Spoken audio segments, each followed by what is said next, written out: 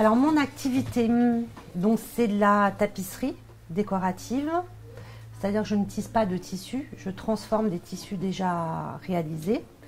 Donc pour tout ce qui est déco textile intérieur, donc je réalise des rideaux, des stores, des voilages, des coussins, je refais des sièges, des canapés, voilà.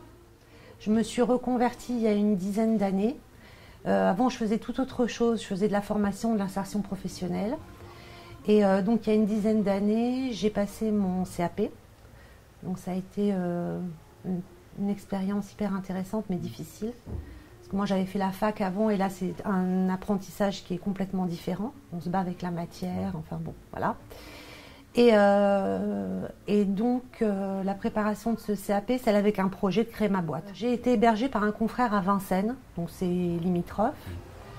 Et là, ça fait 5 ans que j'ai mon atelier ici.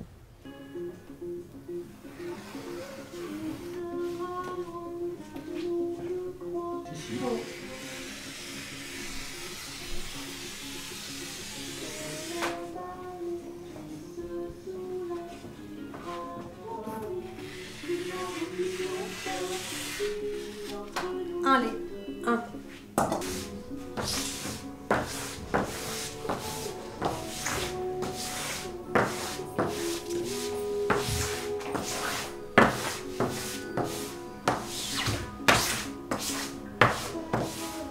Attention, je vais couper.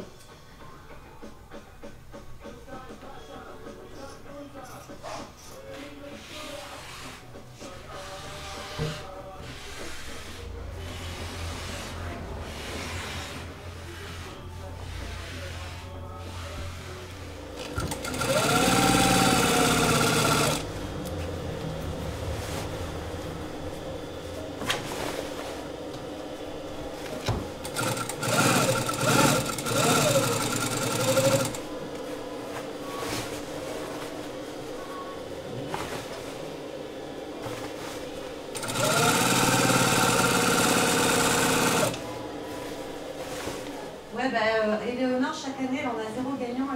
Ouais, mais écoute, ça doit être la chance du débutant. Il y en a, c'est ce que je me dis. Parce que Tania est passée, elle a pris les 3 quarts des enveloppes, elle en a laissé quelques-unes, et dedans, il y avait une gamine étagée.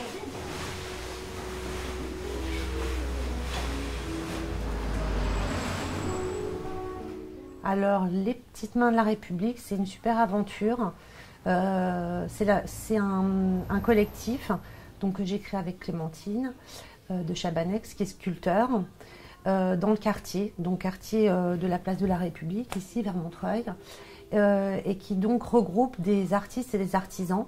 Alors, une dizaine, c'est beaucoup et pas beaucoup, mais c'est un groupe en fait qui est fermé, parce que c'est déjà compliqué de fonctionner à 10, et qui donc mélange artisans et artistes, parce que finalement, on travaille tous de nos mains.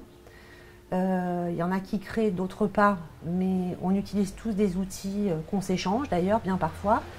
Et on a aussi un réseau de clientèle commune. Moi, ma clientèle, c'est une clientèle fortunée qui est sensible à l'art et qui donc peut-être va pouvoir aller acheter une culture, comme un collectionneur de Clémentine ou d'une autre copine va découvrir mon atelier et le jour où il aura un siège à faire, où il devra refaire les rideaux de son salon, pensera à moi.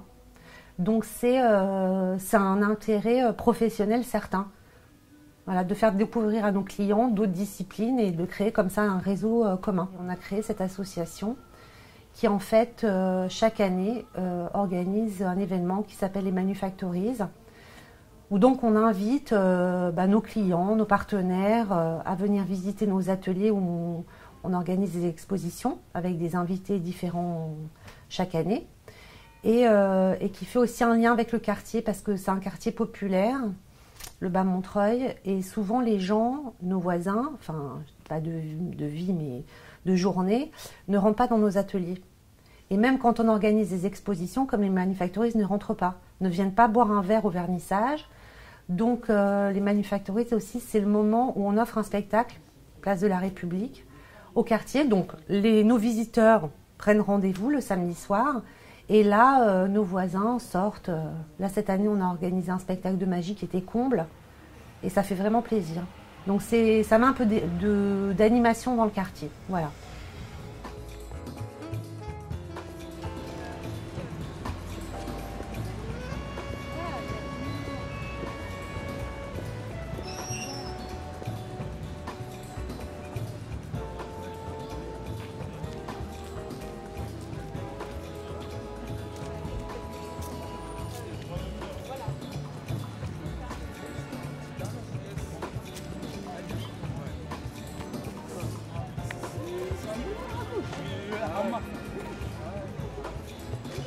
Alors je suis conservatrice-restauratrice d'objets d'art, de céramique particulièrement. Et mon activité consiste à restaurer des objets pour une clientèle privée et pour une clientèle publique. Donc en clientèle privée, on a des collectionneurs, des particuliers, des institutions privées. Et en public, on a des commandes publiques comme les musées, les ministères et tout ce qui est institutions publiques françaises, même à l'étranger. Donc toutes les ambassades.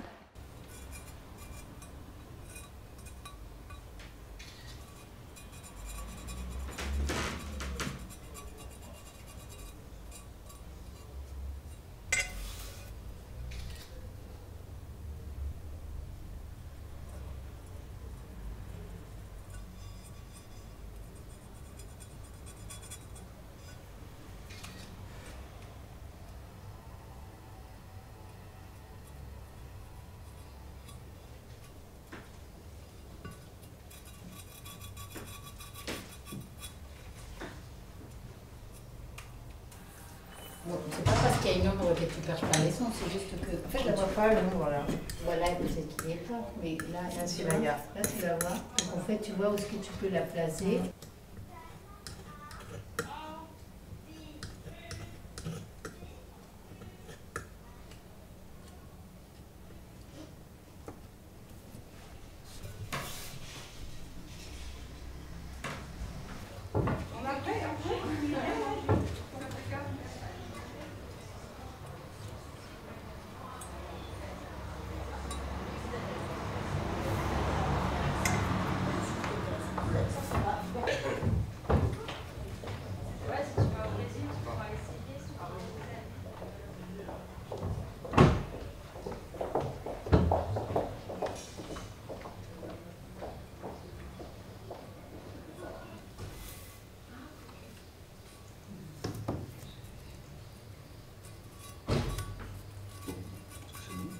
Frédéric Tissier et Clémentine de Chabanex qui ont eu l'idée effectivement de la République, qui m'ont demandé de participer et avec un effet boule de neige, on se retrouve avec un noyau de 12 artistes et artisans qui sont vraiment les membres des Petites Mains de la République. Et donc une fois par an, on ouvre nos ateliers, on invite des artistes et des artisans et on arrive à être entre 30 et 40 exposants le temps d'un week-end.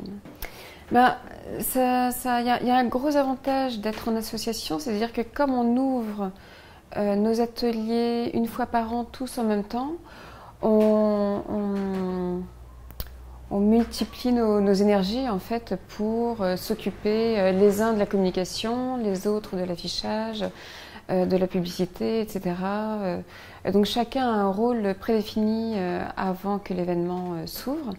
Et donc, nos efforts conjugués, en fait, font que tout le monde est content parce que c'est un gros travail, un énorme travail.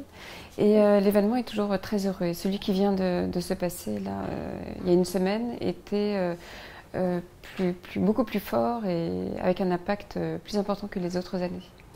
Donc ça fait vivre ça donne une valorisation, si vous voulez, à ce quartier-là qui a beaucoup changé en peu de temps, en quelques années. Et entre les sièges de grosses boîtes comme BNP Paribas ou Air France, on arrive à des habitants et aussi une fréquentation du quartier qui a énormément changé. Et qui donne... Enfin, tout ça fait que ça donne de la valeur à ce quartier et à la manifestation des Manufactories.